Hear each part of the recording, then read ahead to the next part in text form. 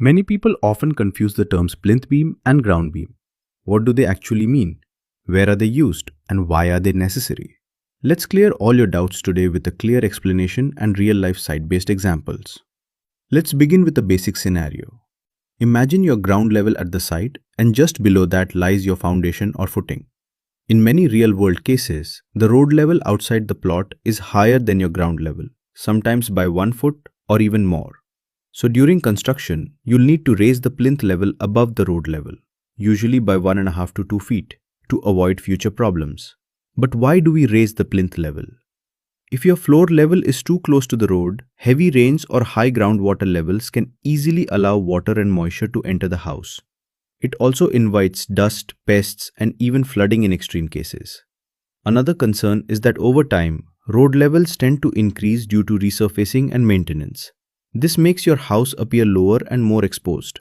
That's why a plinth beam is provided, just above the ground level, to provide a rigid base for the superstructure, prevent uneven settlement, distribute wall loads uniformly, and ensure lateral stability.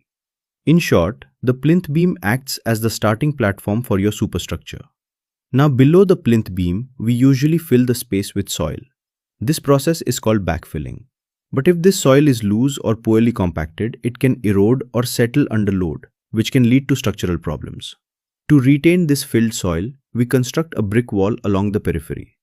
However, this wall rests on soil, and if that soil is weak or clayey, the wall may tilt, crack, or even settle over time. To prevent that, we provide a ground beam exactly at the ground level.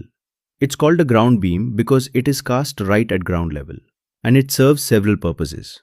It locks the bottom of the brick wall in place, prevents uneven settlement, adds lateral and structural stability, helps distribute loads more effectively into the soil, and it protects the filled area from collapsing or shifting.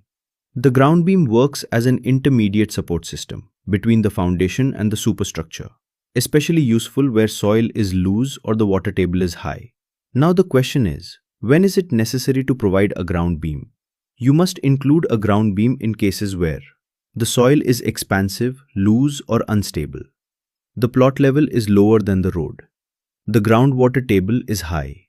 Or you simply want to ensure better long-term stability.